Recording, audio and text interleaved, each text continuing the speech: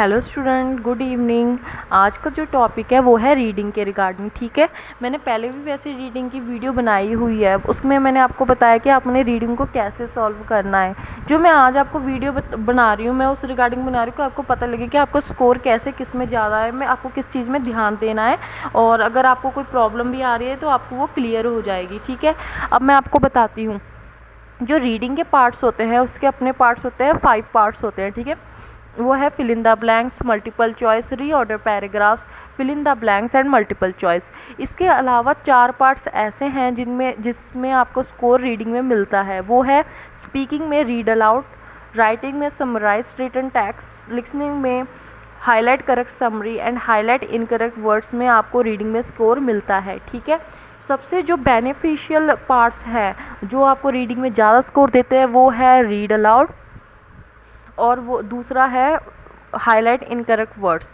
ये रीडिंग में आपको ज़्यादा स्कोर देते हैं, इसलिए आपने इनमें बहुत ज़्यादा ध्यान देना है। क्योंकि जो रीड अलाउड है, रीड अलाउड में आपको एक रीड अलाउड का 5 नंबर का कंटेंट आपका रीडिंग में जाता है। ठीक है, वैसे आपको रीडिंग में अगर 5 to 6 रीड अलाउड आते हैं तो आपका रीडिंग में आप अपने आप 5 मल्टीप्लाई कर लो कि आपको रीडिंग में कितने स्कोर मिलेंगे। ठीक है, जो हाईलाइट इनकरेक्ट वर्ड है उसका 70% जो मार्क्स है वो रीडिंग को देता है और 30% अपने पास रखता है। ठीक है, आपको बहुत ज़्यादा बेनिफिशियल मतलब आपको read aloud and highlight incorrect word पर आपने ध्यान देना है कि अगर आप ये अच्छा कर जाओगे तो आपको रीडिंग के स्कोर बहुत हाई हो जाएंगे। ठीक है, अगर आपका रीड अलाउड अच्छा नहीं हुआ तो आपको प्रॉब्लम आएगी। मैंने आपको पहले भी एक वीडियो में बना के बताया था।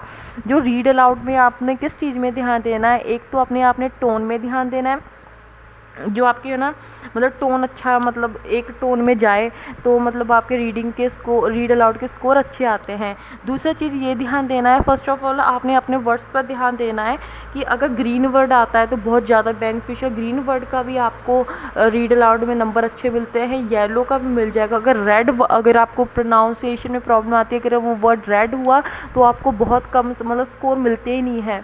रीड अलाउड में आपको जो कॉन्टेंट है वो ख़राब हो जाता है, इसलिए आपने रीड अलाउड पे ध्यान देना है। रीड अलाउड में आपने पहले वर्डिंग पर ध्यान देना है, उसके बाद आपने अपना जो प्रोनाउंसिएशन एंड जो आपने अपनी स्पीड अप एंड डाउन करनी है, जैसे भी करनी है वो आपने बाद में ध्यान देना है। ठीक है, अब जो मैं आपको बता रही हूँ कि जो आपने ध्यान ज़्यादा देना है रीडिंग में वो है मतलब जो रीडिंग में फिल इन द ब्लैंक्स की बात करें तो वो डिपेंड होती है वोकैब पे, वोकैब एंड अंडरस्टैंडिंग में। ठीक है, अब मैं आपको बताती हूँ। अब ये जैसे रीडिंग है, ठीक है, इसका कोई मैटर नहीं है हार्ड है, क्योंकि एग्ज़ाम में मतलब अगर आप अच्छे से अंडरस्टैंड करोगे या वोकैब पर ध्यान दोगे तो आपको हार्ड नहीं लगेगा कोई भी चीज़। तो मैं आपको बताती हूँ, जैसे इसमें है ना रीडिंग में बताया हुआ है कि मतलब आपने पूरा अगर पढ़ना है वो आप पर डिपेंड करता है, बट मैं आप बोलूँगी कि आप पहले ये वाले वर्ड्स जो आगे के या पीछे के वर्ड्स पर ध्यान दो, इसमें क्या है तो आप आंसर मैच करने में आसान रहेगा। अगर आपको इनके आंसर का मतलब पता है और आपको वोकैब वगैरह आती है तो आप ईजिली कर पाओगे।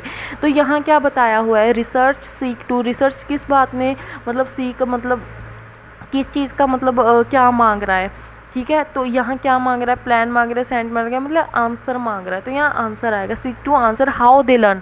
आंसर मांग रहा है कि how they learn to use tools, कि वो टूल्स कैसे यूज़ करते हैं। ठीक है, इसका आंसर ईजिली मिल गया, क्योंकि ना यहाँ डिस्पाइट आना था, ना यहाँ विदाउट आना था, ना यहाँ डू आना था, ना अप्लाइड आना था, हैपन्ड आना से कुछ नहीं आना था, इसलिए आंसर इसका आंसर आ गया।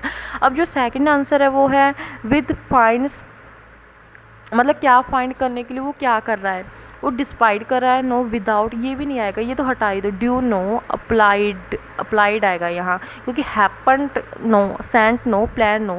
तो यहाँ की क्या कर रहा है, finds applied due to understanding, applied कर रहा है कि अंडरस्टैंडिंग करने के लिए कि प्राइमेट कॉग्निशन का। ठीक है, अब जो इसका थर्ड आंसर ये है इन एक्सपेरिमेंट सिग्नल्स हुआ। सिग्नल्स क्या होता है, सिग्नल्स को क्या किया जाता है, मतलब कोई भी चीज़ है सिग्नल, हम मतलब हम कोई भी यूज़ कर रहे थे, सिग्नल को भेजा जाता है। तो यहाँ भेजे की आपको पता है भेजा क्या बोलते हैं, इंग्लिश वर्ड क्या होगा उसका, इंग्लिश वर्ड होगा सेंट। ठीक है, प्लान तो नहीं होगा, हैपन तो नहीं होगा, डू भी नहीं होगा, विदाउट। अब यहाँ आंसर इसका भेजा जाता है सिग्नल को, तो यहाँ सेंट इसका आंसर आ गया, आराम से आ गया, आपको पता लग गया, क्योंकि आपको इसका मतलब पता होना चाहिए कि ये मतलब क्या कर रहा है। तो भेजे को इंग्लिश के क्या कहते हैं, सेंट। ठीक है, अब to test communication skills and response awkward, awkward dash prior training, awkward क्या हो गया, मतलब किसकी ट्रेनिंग के बिना, बिना ट्रेनिंग के बिना क्या होगा, विदाउट, बिना मतलब English word without prior training.